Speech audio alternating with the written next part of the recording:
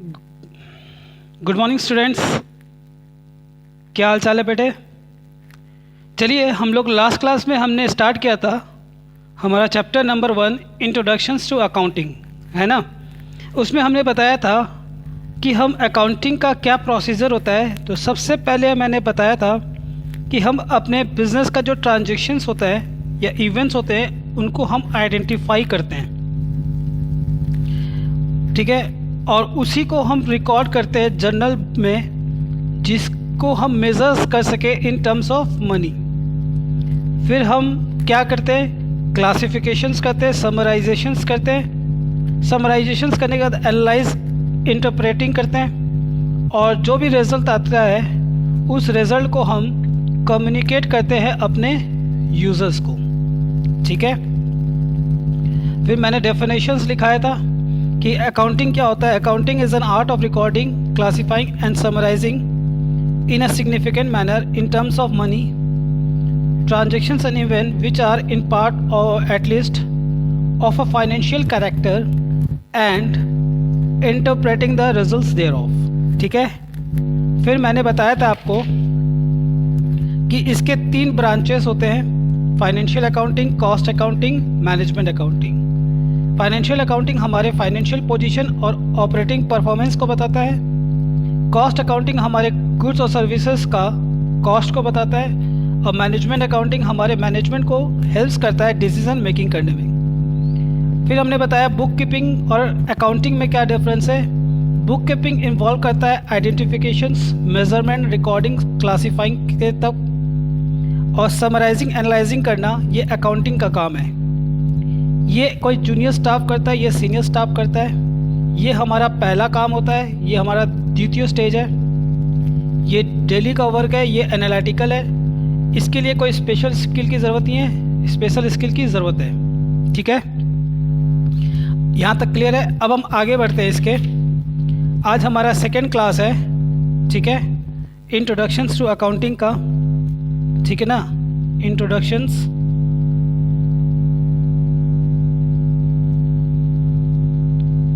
To accounting, ठीक है। इसका हमारा दूसरा क्लास, और आज की क्लास में ये चैप्टर ख़त्म हो जाएगा, ठीक है। सबसे पहले आज हम लोग टॉपिक पढ़ेंगे what are the objectives of accounting,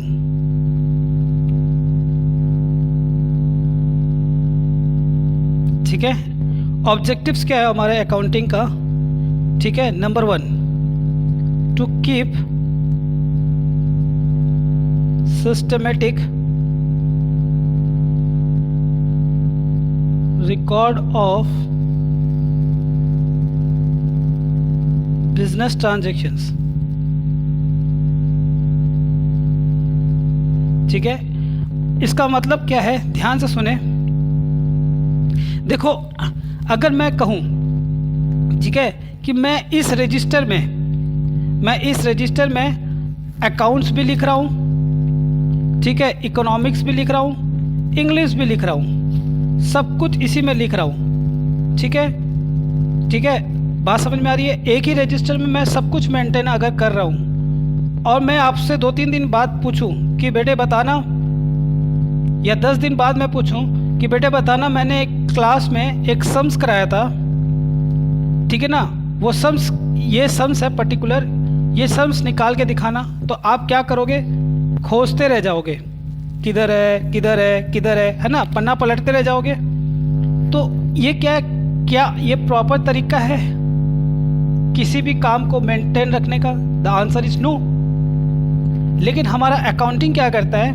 accounting कहता है कि नहीं भाई, हम सब कुछ एक जगह नहीं लिखते, ठीक है ना, अलग अलग चीज़ का अलग अलग हम लोग बुक्स मेंटेन करते हैं। एक सिस्टमेटिक होता है, एक प्रॉपर तरीका होता है, ठीक है। तो हमारा अकाउंटिंग क्या करता है? सिस्टमेटिक रिकॉर्ड करता है बिजनेस के ट्रांजैक्शंस को, ठीक है। बिजनेस के ट्रांजैक्शंस को क्या करता है? सिस्टमेटिकली रिकॉर्ड करता है, ठीक है। Number 2, calculation of profit and loss of the business.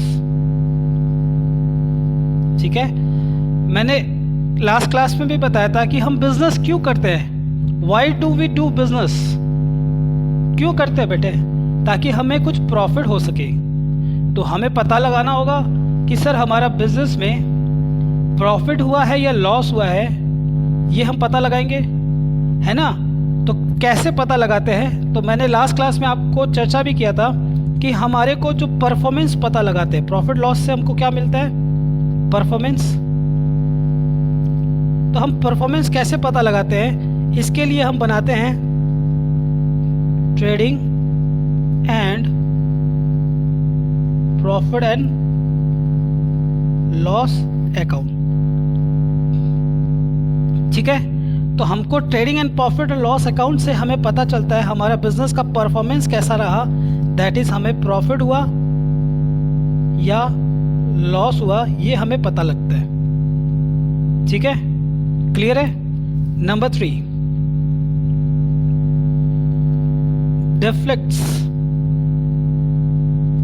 deflects the financial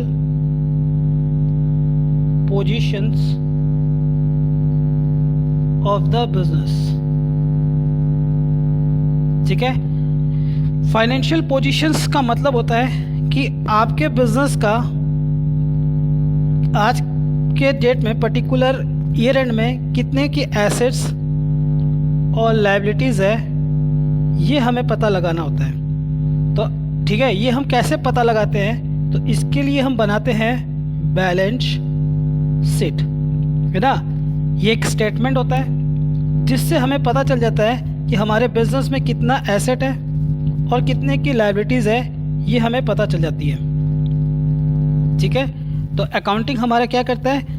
performance तो बताता ही है, साथ के साथ फाइनेंशियल पोजीशंस भी हमारे को बता देता है। ओके, नंबर 4, फैसिलिटेट्स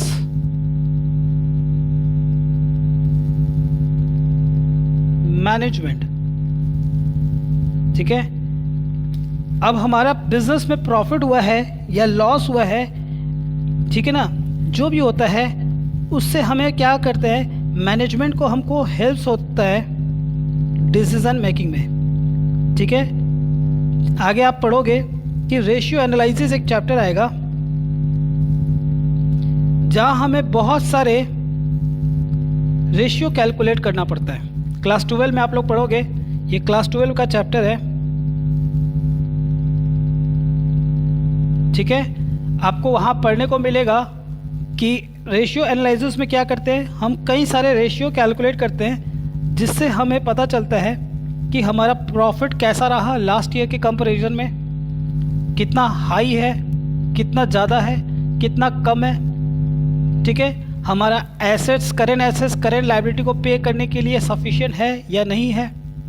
ठीक है, हमारे टोटल एसेट्स में, ठीक है ना, करेंट एसेट्स कितना है, नॉन करेंट एसेट्स कितना है। ठीक है, हमने लॉन्ग टर्म डेब्ट्स, हमारे जो लॉन्ग टर्म डेब्ट्स है वो कितना है, करेंट डेब्ट्स कितना है, ये hamaरे को कई तरह से हेल्प करता है मैनेजमेंट को डिसीजन लेने में। Okay, number 5, provides accounting informations to users। ठीक है, हमारे कई तरह के यूज़र्स होते हैं, उन यूज़र्स को हम क्या करते हैं, हमारा अकाउंट का जो परफॉर्मेंस होता है उसको हम क्या करते हैं, कम्युनिकेट करते हैं। ठीक है, कौन कौन से हमारे यूज़र्स होते हैं, ये आज इस चीज़ का राज खुल जाएगा। ठीक है, तो हमारे यूज़र्स को हम क्या करते हैं, हमारे परफॉर्मेंस और फाइनेंशियल पोजीशंस के बारे में हम लोग बताते हैं कि हमारे बिजनेस का क्या फाइनेंशियल पोजीशन है और हमारा ऑपरेटिंग परफॉर्मेंस कैसा रहा है, ये हम बताते हैं। ठीक है, last, helps in making inter and intra firm comparison. ठीक है, ओके। मान लो हमारा ये बिजनेस है, इस बिजनेस में मान लो कोई प्रोडक्ट है, हम प्रोड्यूस करते हैं। तो प्रोडक्ट को बनाने के लिए हमारे को छोटे छोटे कई डिपार्टमेंट से पास होना पड़ता है। ठीक है, यूनिट जिसको आप कहते हो। ठीक है, दिस इज कॉल्ड डिपार्टमेंट या फिर यूनिट। तो हमको ये देखना पड़ता है कि हमारा जो फर्म है, कौन सा डिपार्टमेंट ज़्यादा बेटर परफॉर्मेंस दे रहा है। ठीक है ना, ये हम कंपैरिजन करते हैं। This is called intra firm comparison. ठीक है, कई बार आप ऐसे देखे होंगे कि हमारे स्कूल में कई स्ट्रीम होते हैं, साइंस, कॉमर्स, आर्ट्स। तो हम क्या करते हैं, जब हम लोग अपने ही स्कूल में एक स्ट्रीम का परफॉर्मेंस दूसरे स्ट्रीम के परफॉर्मेंस से कंपेयर करते हैं, तो इसको हम लोग कहते हैं इंट्रा। ठीक है, उसी तरह जब अपना स्कूल, ठीक है, दूसरे स्कूल के, ठीक है ना, ये ओन स्कूल है खुद का, ये हमारा कंपटीटर है, कंपटीटर स्कूल। हम जब कंपटीटर स्कूल के परफॉर्मेंस को कंपेयर करते हैं, ठीक है, कि भैया साइंस का रिज़ल्ट कैसा रहा इस स्कूल का और हमारे स्कूल का, कॉमर्स का रिज़ल्ट कैसा रहा इस स्कूल का, हमारे स्कूल का, आर्ट्स का कैसा रिज़ल्ट रहा हमारे स्कूल का, इस स्कूल का, तो ऐसे को हम लोग कहते हैं इंटर कंपैरिजन। तो उसी तरह हमारा बिजनेस क्या करता है, देखता है कि हमारा जो बिज़नेस का जो परफॉर्मेंस है वो दूसरे के बिज़नेस से कैसा परफॉर्मेंस है। ठीक है ना, सिमिलर टाइप का। ठीक है ना, जैसे मान लो महिंद्रा है, ठीक है, वो क्या करती है, वो हुंडई से कंपैरिजन करती है। ठीक है ना, हुंडई से कंपैरिजन करके देखती है कि भैया हमारा परफॉर्मेंस इस कंपनी के साथ कैसा परफॉर्मेंस है। तो ऐसे को कहते हैं इंटर फर्म कंपैरिजन। ठीक है, तो जब हम अपने ही स्कूल के परफॉर्मेंस को कंपेयर करते हैं तो उसको कहते हैं इंट्रा। जब दूसरे स्कूल के साथ कंपैरिजन करेंगे तो ऐसे को कहते हैं इंटर कंपैरिजन्स। ठीक है, ओके। नेक्स्ट है हमारा एडवांटेजेस ऑफ अकाउंटिंग। देखो, एडवांटेजेस ऑफ अकाउंटिंग जो है वो ऑलमोस्ट सिमिलर है इम्पोर्टेंस ऑफ अकाउंटिंग की तरह। जो इम्पोर्टेंस और ऑब्जेक्टिव, ठीक है ना, जो इम्पोर्टेंस, यही इम्पोर्टेंस है, जो ऑब्जेक्टिव होता है अकाउंटिंग का वही लगभग एडवांटेज होगा हमारा अकाउंटिंग का। ठीक है, देख लेना। नंबर 1 कहता है इट रिमूव्स मेमोराइज। ठीक है ना, हमें याद करने की ज़रूरत नहीं है कि हमने इस साल में कितना क्या क्या सेल किया, कितना परचेज किया, कितना हमारा रेंट हुआ, ये सब हमें याद करने की ज़रूरत नहीं है। ठीक है, और इतना पॉसिबल भी नहीं है हमें याद होगा। तो अकाउंटिंग क्या करता है, प्रॉपर सिस्टमेटिक रिकॉर्डिंग रखता है, जिसके चलते हमें मेमोराइज करने की ज़रूरत नहीं है। ठीक है। Number 2, it provides information about profit and loss and also financial position of the business। है ना, हमारे बिजनेस का क्या परफॉर्मेंस रहा है और फाइनेंशियल पोजीशंस क्या है, ये हमको बताने में हेल्प करता है। ठीक है, एक सेकेंड।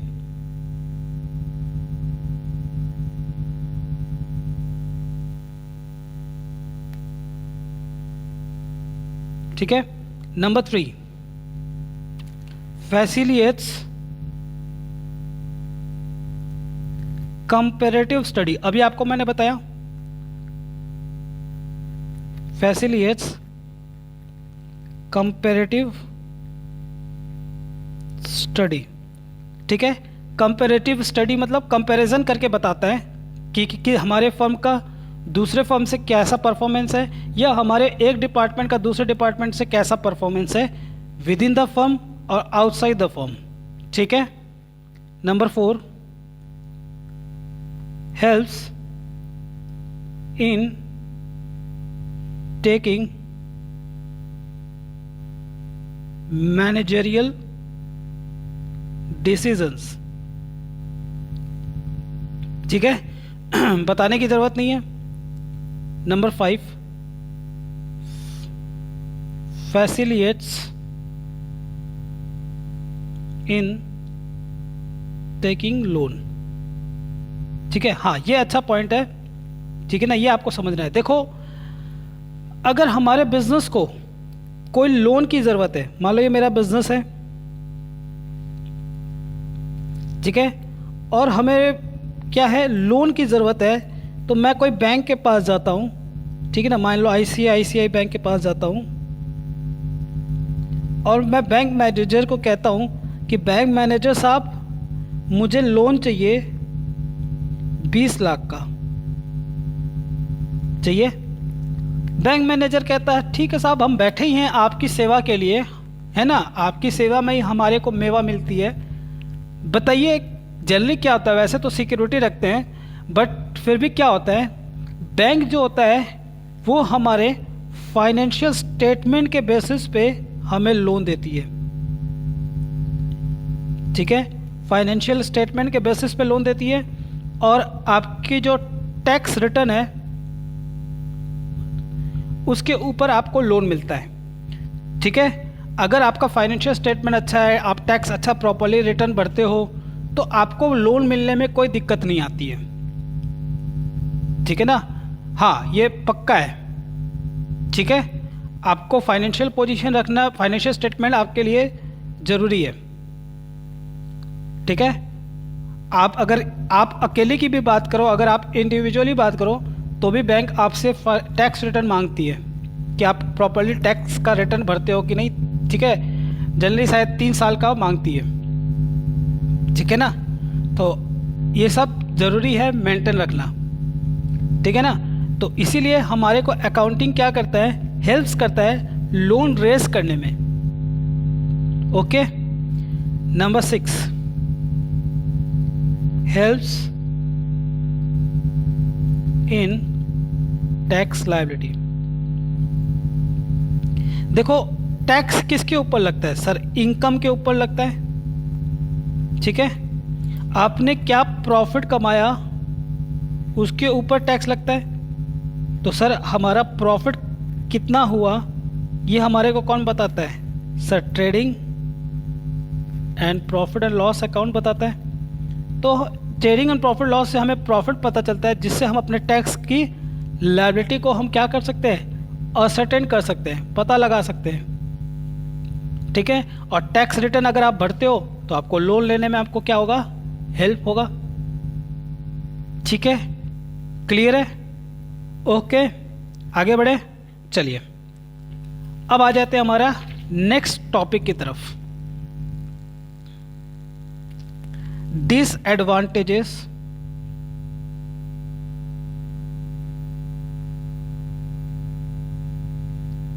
Of accounting. ठीक है, कुछ इसके डिमेरिट्स भी है। कैसे डिमेरिट्स है, आओ दिखाते हैं। सुनो, कहता है अकाउंटिंग नॉट फुल्ली एग्जैक्ट।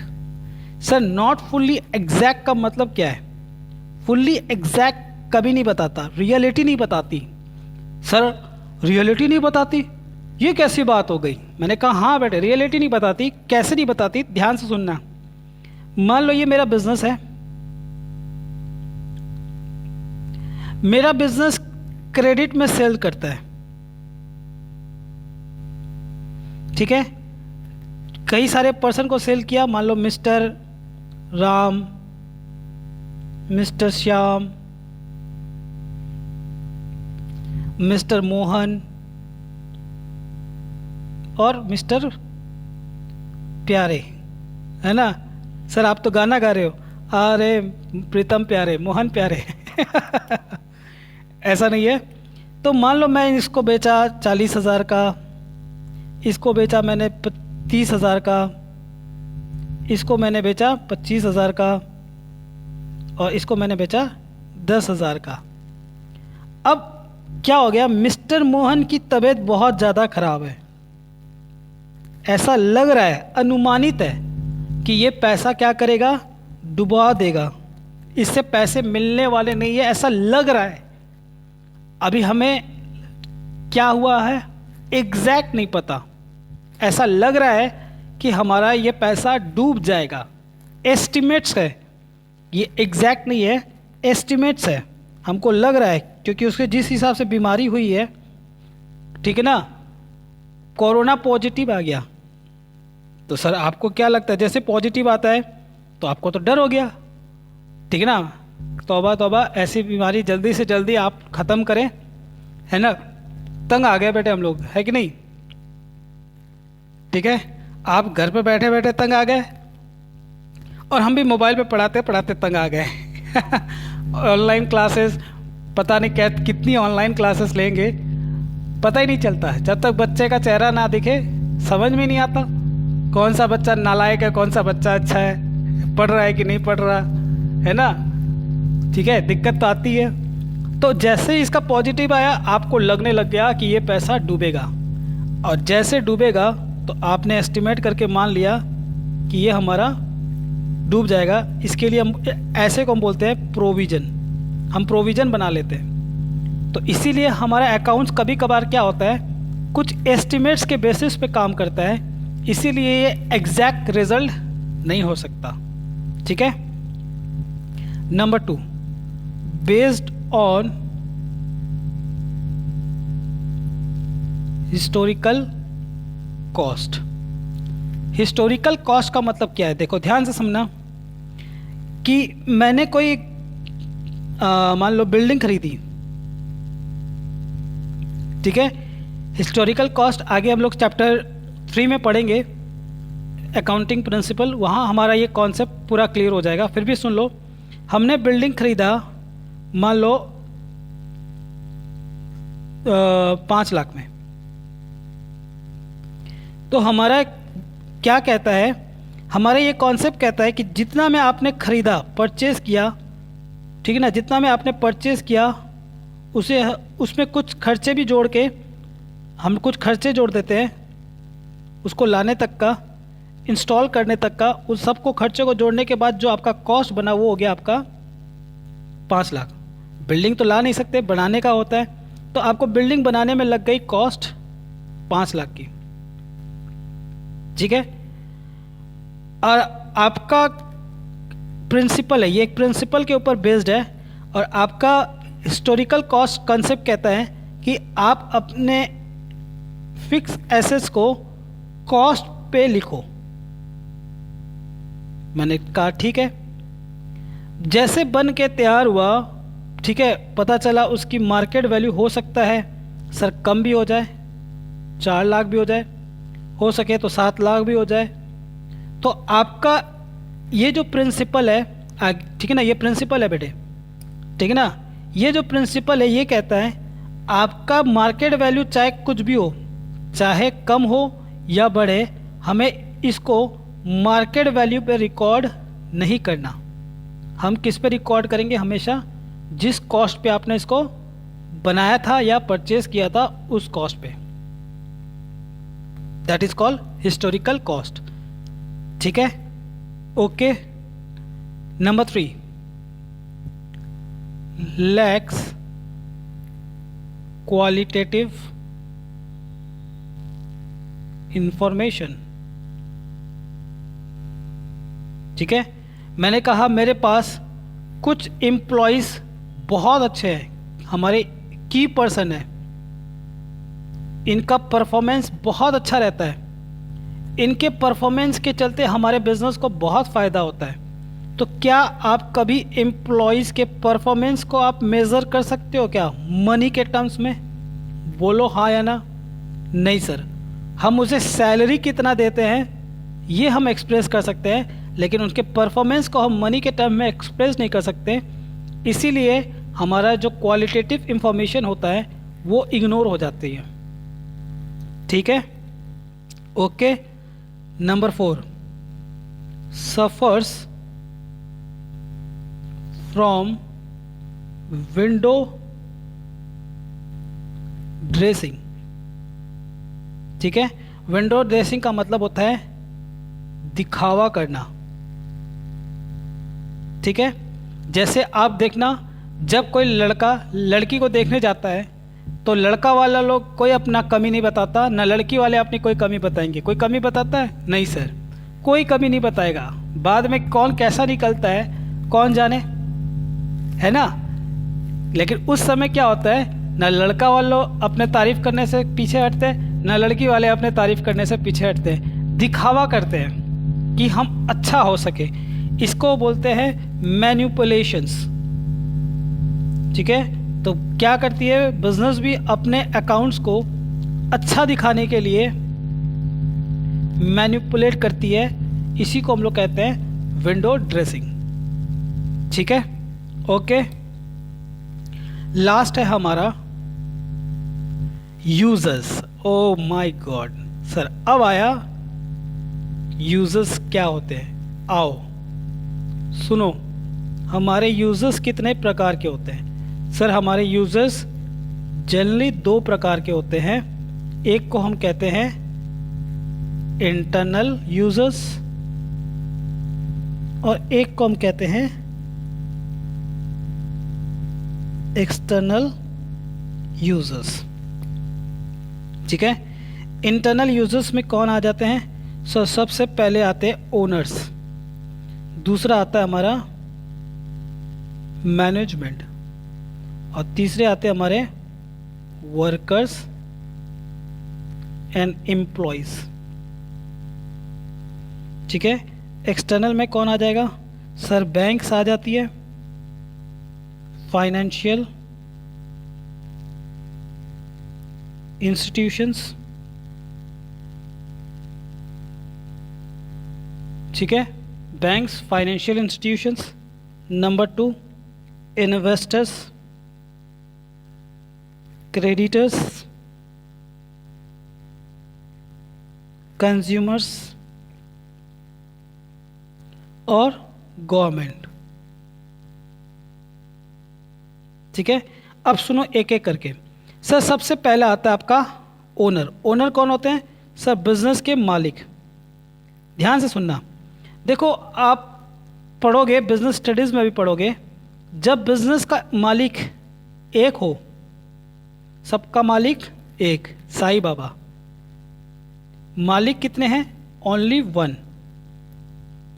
तो ऐसे को हम लोग कहते हैं सोल प्रोप्राइटर सब बिजनेस।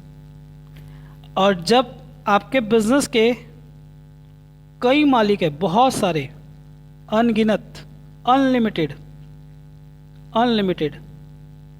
तो ऐसे को हम लोग कहते हैं कंपनी। अब कहोगे सर इतने सारे ओनर है अनलिमिटेड, तो सर क्या मान लो मैं कहता हूँ 70,000 हमारे मालिक है। ठीक है, हमारे ओनर्स कितने हैं? 70,000। क्या 70,000 आदमी मिलके बिजनेस का अकाउंट्स बिजनेस को संभालेगा? तो आए दिन लड़ाई होने लग जाएगी बेटे, है ना। जैसे मान लो अगर मैं आपको कहता हूँ आप इस देश के निवासी हो और हम भी निवासी हैं और करोड़ों जनता निवासी है इस देश की, क्या ये करोड़ों जनता मिल के देश चलाती है? नहीं सर, हम करोड़ों जनता के बेस पे एक आदमी चलाता है जिसको हम कहते हैं प्रधानमंत्री, है ना। हम उनका चुनाव करते हैं, वो हमारे देश को चलाते हैं। ठीक उसी तरह ये ओनर भी क्या करते हैं, कुछ पर्सन को क्या करते हैं, इलेक्ट करते हैं। ठीक है, जिसको हम कहते हैं बोर्ड ऑफ डायरेक्टर्स। अब ये क्या करते हैं, बिजनेस को मैनेज करते हैं, ठीक है ना। तो इसलिए इनको भी ज़रूरत पड़ती है पता लगाना कि भैया हमारे बिजनेस का प्रॉफिट है या लॉस। वर्कर्स और एम्प्लॉयज़ को ये पता लगाना होता है कि हमारा प्रॉफिट हुआ है या लॉस। अगर प्रॉफिट हुआ है तो हमें क्या सैलरी टाइम पे मिलेगी कि नहीं, वेजेस टाइम पे मिलेगा कि नहीं, हमारा पीएफ का पैसा मिलेगा कि नहीं, ये सब, ठीक है। बैंक्स और फाइनेंशियल इंस्टीट्यूशन है, इन्वेस्टर्स है। क्रेडिटर उसको कहते हैं जिससे आप मतलब बिजनेस गुड्स उधार में खरीदते हो, ठीक है। मान लो ये मेरा बिजनेस है, ठीक है, मुंबई में। अब मैं दिल्ली से माल खरीदता हूँ, ये मेरा सप्लायर है दिल्ली का। तो ये जब मैं अपने बिजनेस के लिए मैं इससे सामान गुड्स परचेज करता हूँ ऑन क्रेडिट, तो इसे हम कहेंगे, इस सप्लायर को हम बोलेंगे क्रेडिटर्स, ठीक है। ओके, हाँ मेरा बिजनेस है, ये मेरा बिजनेस है, मैं मुंबई में हूँ। अब मैं दिल्ली से सामान खरीदता हूँ इस सप्लायर से। अगर मैं गुड्स परचेज कर रहा हूँ क्रेडिट में, तो ये बंदा मेरे लिए क्या कहलाएगा, क्रेडिटर्स, ठीक है। फिर आता है आपका कंज्यूमर, ग्राहक, और लास्ट में गवर्नमेंट को टैक्स लेना होता है, तो वो भी जानने की कोशिश करेगी, है ना। क्लियर है, ओके।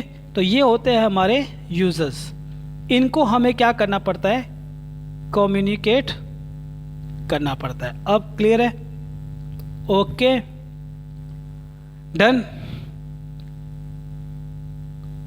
एकदम कॉन्सेप्ट क्लियर है। तो चलिए हमारा पहला चैप्टर यहीं पे ख़त्म होता है। आप इसे घर पे बढ़िया से पढ़ना, रिवाइज करना, कोई भी डाउट हो पूछना, ठीक है। और वीडियो देख रहे हैं तो अगर आपको डाउट है तो कमेंट बॉक्स में ड्रॉप करना, ठीक है। डेफिनेटली मैं उसका रिप्लाई करूँगा, ठीक है। तब तक आप अपना ख्याल रखिए, घर पे रहें, है ना, और पढ़ाई करें, ठीक है। ओके, लापरवाही नहीं, टाइम टू टाइम स्टडी करना है आपको, ठीक है। तो मिलते हैं अपना नेक्स्ट क्लास चैप्टर 2 के साथ। तब तक के लिए टाटा, bye bye, thank you, have a nice day.